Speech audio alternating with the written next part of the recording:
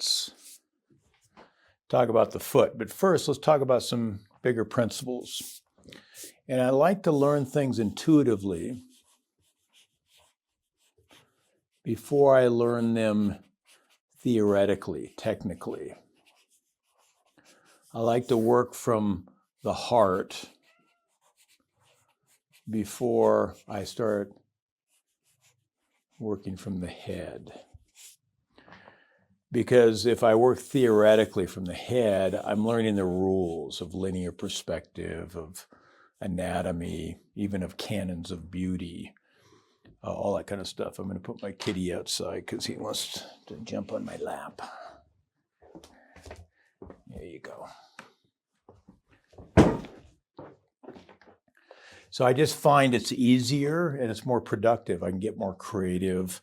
It's funner, it's more motivating, it's easier to remember all these rules. There's a long list of homework that we can forget and get kind of consciously or unconsciously stuck with. So let's start simpler. So what I want to do is when I'm trying to get something in position and structure the way I define it, that's the figure as architecture. We're using simple shapes, simple solids, instead of the complicated organic material, the complicated biology, anatomy. Just starting there. Structure I define as getting a three-dimensional form, although we could work two-dimensionally, two-dimensional shape. Three-dimensional form plus its position. Are we to the side of it? Are we on top of it? And there's actually three positions, and that's our three dimensions. There's leaning,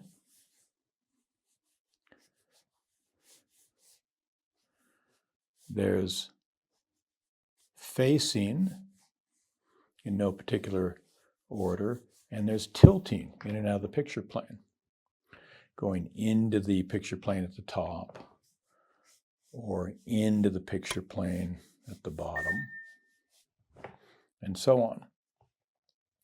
So I'm going to try and draw simple structures without that complicated linear anatomy at first, and then I'll weave it in later. And what I'll find is if I think of things a little more boxy rather than a little more rounded, the more corners I get, the more structure I get. I can still get really beautiful form and mass, volume with a round form. Certainly can. But I don't really know if I'm on top of this form or a little bit to the left or the right of the form. But here I know immediately I'm underneath it.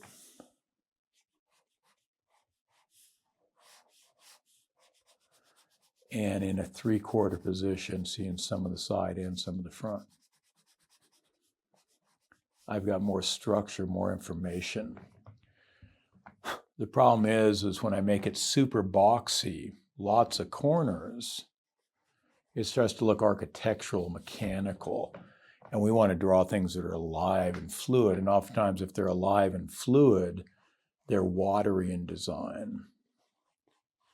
So I want to keep the watery quality of life, the simplest possible version of that hand and arm, let's say.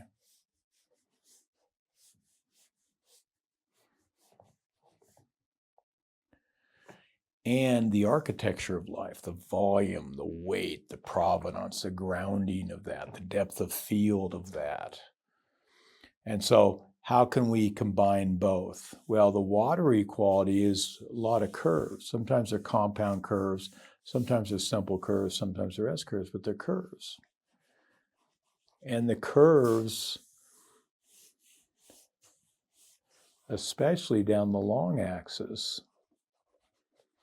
is what gives that rhythm. It might curve around the short axis too, But the long axis curve is the most important one because the body connects end to end to end. The upper arm ends at the elbow, but the forearm begins at the elbow. The forearm ends at the wrist, but the hand begins at the wrist, and so on. So now we can see how things move together just by combining corners and curves. And so even if I don't understand the three-dimensional structure, how to get to underneath something, or to a little bit to the side of something, or how to render the volume of something, if I use corners and curves, I'm going to get the intuitive sense of that, and a lot of that will be feeling pretty good, ringing pretty true. And then I can always layer in more sophisticated thinking and even that theoretical stuff on top of it. So that's kind of the premise. So if we look at, there's no system that's perfect, and there's a lot of things around the Atelier system, the Bark book, wonderful Bark book that was done at the behest of Jerome and such. There's some wonderful things about this. I don't like a lot of it, but I like certain things. So I'm going to cherry pick. I'm going to take a couple things I like, and we'll leave the rest. But if we look at the way that you can create a beautiful rendering, now it's going to end up being in a house style. If you follow the Atelier system, all the students will tend to look the same. They'll all do these beautiful, simplified realist versions of a plaster cast or a model on the stand, and they'll do it in whatever medium, in charcoal or in oil or whatever. So you can get a simple, idealized version of what's in front of you with great skill and great beauty, simplicity and clean design of beauty. But it starts with a chiseled logic, kind of like a sculptor would, but a two-dimensional sculpture, if we could do that. We start out flat. We just look at the shape of the foreground against the shape of the background, the shape of the hair from the face, and the eye socket from the cheekbones, and the shadow shapes of the eye sockets from the lights part of the surrounding forehead and cheekbones. So it's simple shapes, simple local object shapes, separating, say, hair or costume from skin, simple space separation, foreground against background, simple breakdown of the shadow shapes into a simple, clean graphic version of what will eventually be a gloriously rendered, much more realistic version. But it starts very simple. I call it a chiseled logic. It's a chiseled logic. It's taking something that's very nuanced in real world or in the rendering and starts out simple yet characteristic. This right away has a sense of what would, if it was the same one, of what it will sometime be, maybe 8 weeks later of rendering. So that's super valuable. So when I draw something, I'm going to use some version of that. Let's say I want to draw an egg for the head, but every time I draw the egg, one side is a little fatter, one side is a little flatter. It's not very symmetrical. So I can use construction lines to help. And I can use a symmetrical, simpler structure, say a rectangle, to figure it out. And then I can make sure this part of the oval is the same with this part of the oval. And make sure this is in the middle, and so on. And actually use mechanical rendering, or measuring, I should say. And now I can start to get that a little closer. what we're going to do here is some kind of version of that. Well, what I'm going to do is these curves against these corners, I'm going to combine curves and corners together and not have the corners and the geometry outside, but have it inside. So rather than doing this or after doing this, I'll chisel it, but I'm going to make each line a curve, and I'm going to have it end and begin at a corner. It's a real short line. Maybe it doesn't need to be curved. Even the construction lines, I'll keep them a little curved. That'll make them a little more watery. Not very watery, but a little more like the chiseled roundness that starts to happen of a wood sculpture, where eventually we'll give this beautiful sanded down contour.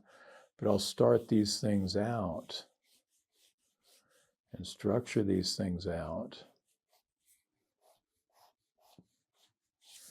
with this kind of box logic, correcting as I go.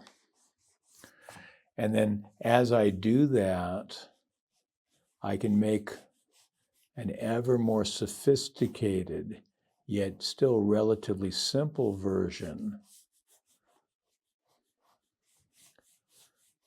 of the real thing I'm trying to capture in space. And as I start adding those littler ideas, I can start to feel more comfortable with the bigger ideas. And then I can even start finding through this chiseled logic a tonal scheme every time it turns down.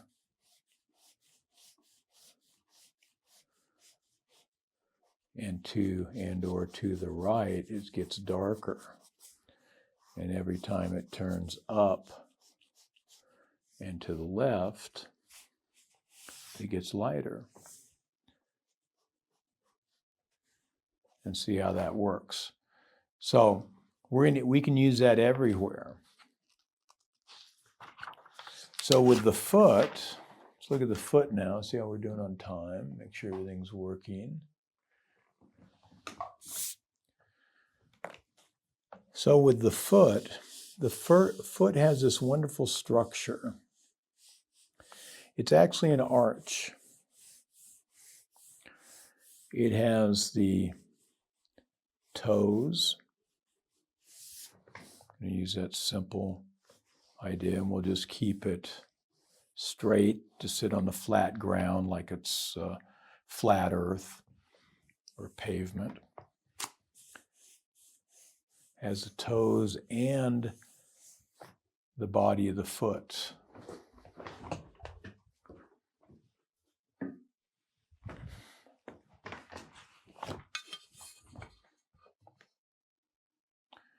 And I'm just going to make it as simple as I can.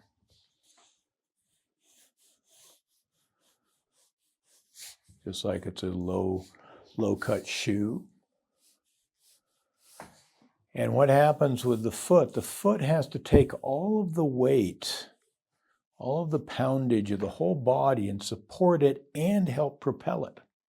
So it has to be very strong, and yet it also has to have a bit of propulsion to it to help us move forward and such. But it's taking, for example, if we take a strong step from a big man, it's 10,000 pounds of pressure per square inch on that foot. So it has to take that weight and it acts as a shock absorber. So it can distribute that force out. And so it splays out. It also has to support this tall, tippy, ever mobile,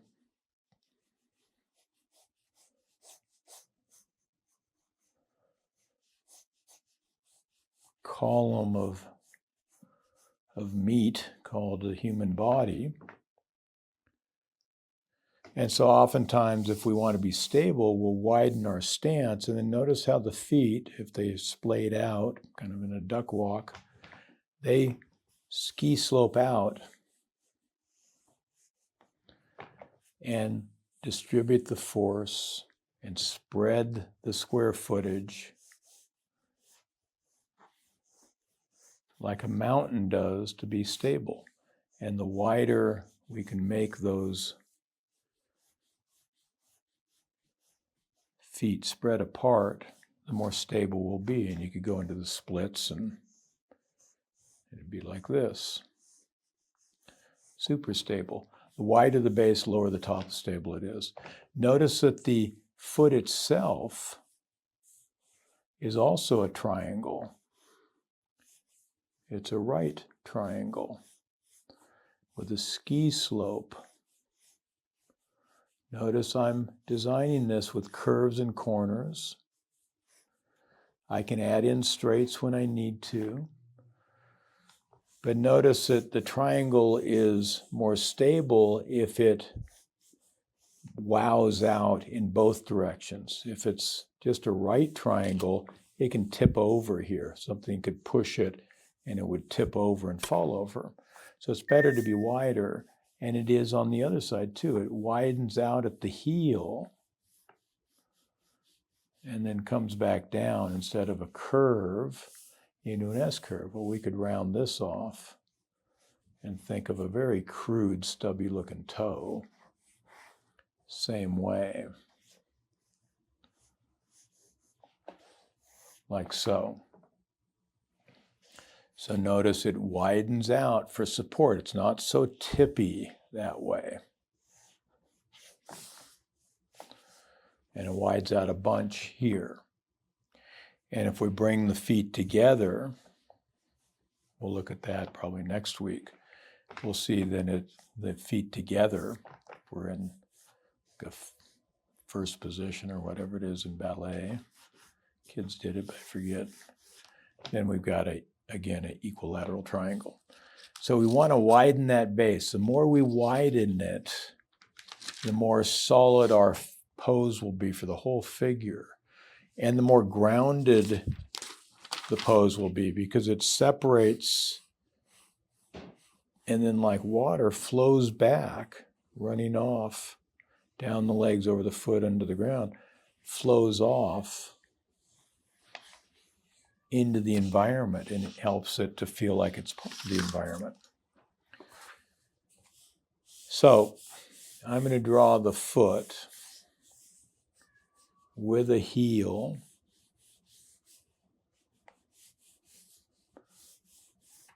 and the wedge and the toes like that. And each one of these can be curved. And then it starts to become, if it's real short, we don't necessarily need it to be curved, but we can. And like a wood carver, I'm going to take this little chunk off, chip it off with my chisel, and start to refine what I'm trying to create there. Chiseled logic, and we can make it ever more chiseled. So I'm going to use curves and corners, corners and curves. And then I can take that boxy idea that we drew earlier and draw this beautifully positioned box, in this case in 3-point perspective, without ever drawing a straight line. Chiseled logic. Now, if we look at the foot from the big toe side, we'll see the arch there, and that's a shock absorber. And it's built just like a little cobblestone bridge going over the banks of the little creek, say. Got the banks of the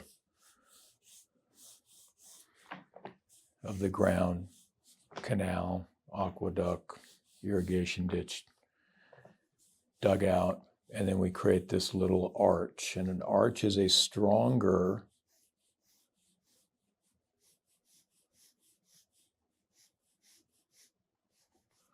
a stronger structure than just a post and lintel like Stonehenge.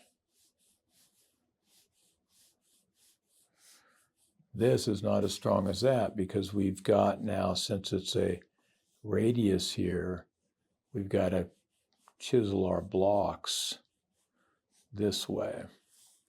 And so as weight comes down, that foot traffic, that horse and carriage, that semi-truck, we're going to get these little kind of rhomboid shapes, some version of those.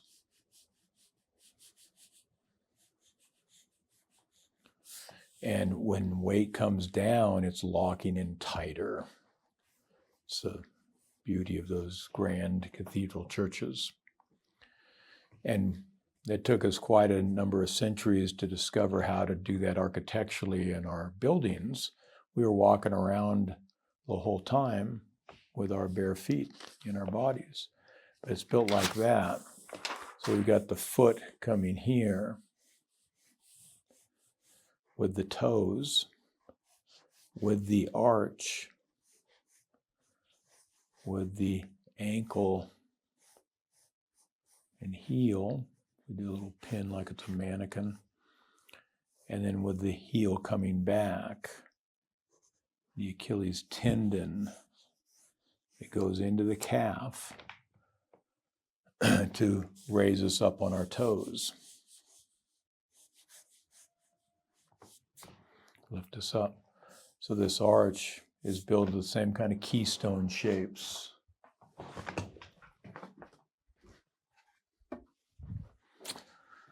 But more complicated. But you can see the same kind of cobblestone effect that we'd see in a beautiful arched bridge.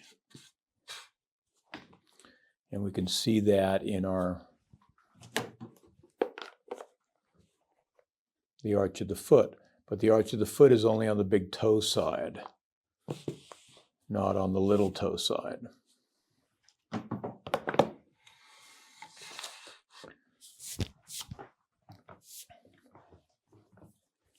we doing on time? So that's kind of the engineering of it, the mechanics of it, drawn really simply and rather intuitively.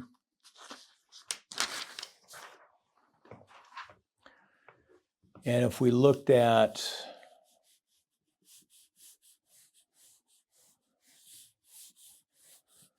a footprint in the sand on the beach, we might see something like this. And we'll see that heel bone here in alignment with the little toe, just like it's in alignment with the little finger. We don't have an opposal big toe like a monkey will. Or we don't have an opposal toe like a monkey would on its foot, like we do on our hand. But it pushes out. And this will be a deeper depression in the sand. And this will be a deeper depression in the sand. And this might not even show a print. The space between the pressure of the toes hitting the sand might not even have an impression between them where the little toe builds up. Like so. And if we compare arms to legs and toes to feet, we get the similar thing again with, if I turn it this way.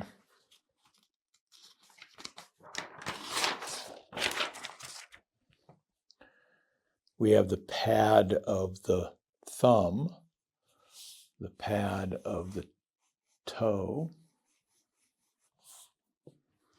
We have all of the other digits in line with the shape of the palm, in line with the shape of the foot. We have the karate chop, a little padded here and wobbles.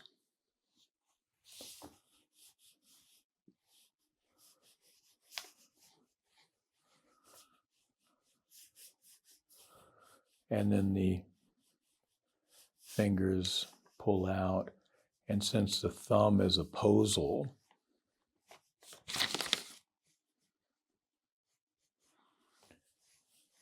it starts down here. And since the toe is not opposal, it doesn't start down here, it goes up here and stays relatively in line with that whole foot. And that's how we can put in our feet into tight shoes and even into those pointy high heels or cowboy boots. We can tie them all together. But it sits in the same structure. We'll look at it from a front side a little bit, another lesson. So one of the things I want to start doing then is making sure I've got that shaft of the shin with all the column with all the weight on it, spreading out both front and back, a little bit on the back, a lot on the front. This is an écorché. It's mainly bone, tendon, and muscle without the fatty pads. So we don't have the fill here of that padding to take that 10,000 pounds of impact through there. But it sits in here rather straight on the little toe side.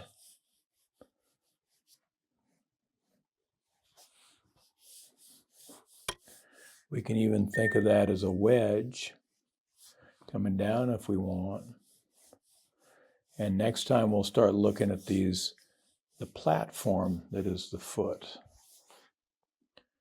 And we'll get a more satisfying version of this when we understand the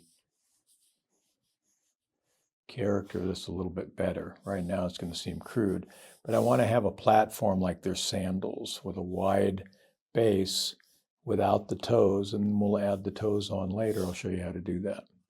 But whatever we draw, if we can start looking at it just as simple curves and corners, then we can make whatever we draw with some practice really simple so we can even remember it out of our imagination.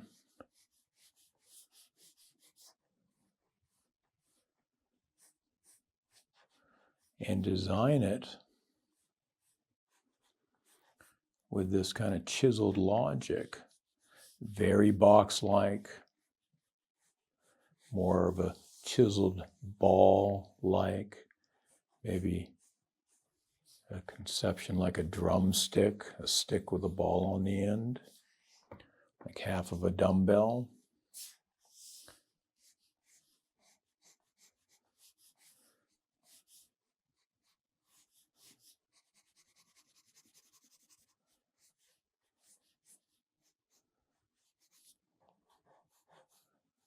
And we can start building these things up, ski slope, feeling the architecture, and even lighting these things, however we might want to light them.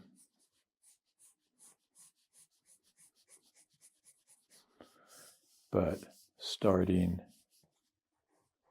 with curves and corners, and then we can make it ever more refined, maybe getting stiff and straight as that impacts the ground with all the weight above it.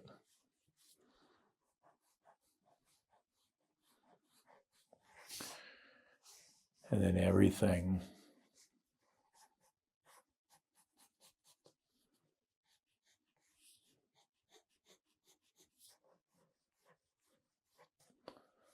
makes a little more sense, and we can make corrections to what, as we get more information, and think of the architecture that we would crawl over if we were an ant going over those areas, all by curves and corners, thinking of the most complicated thing as a real simple, relatively simple thing. Doesn't mean it's easy, but it'll get us started in a way that we can sustain.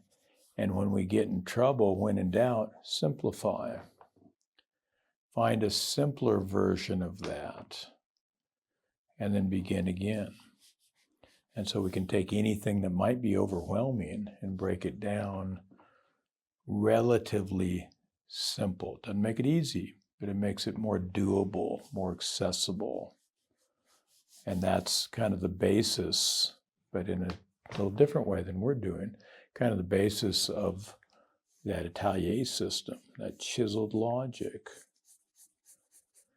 You know, if it wasn't a toe with a pad for the foot, a knuckle for the foot, like we have a knuckle for the thumb, and a big pad for the big toe so it can take the slapping impact of sprinting across hard ground. And if we can imagine that like it was a dumbbell with two bulbous ends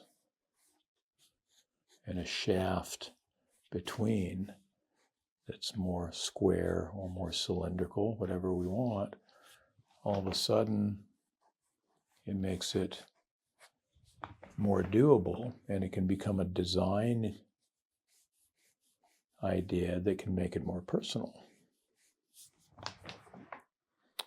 Okay, so let's stop there. That's kind of just a setup. It doesn't give you a lot of good information on how to get that foot and get it into this deep perspective or position, but it gives us some context for that. And then we'll look at it next week and dig into more of the specific how-tos of that.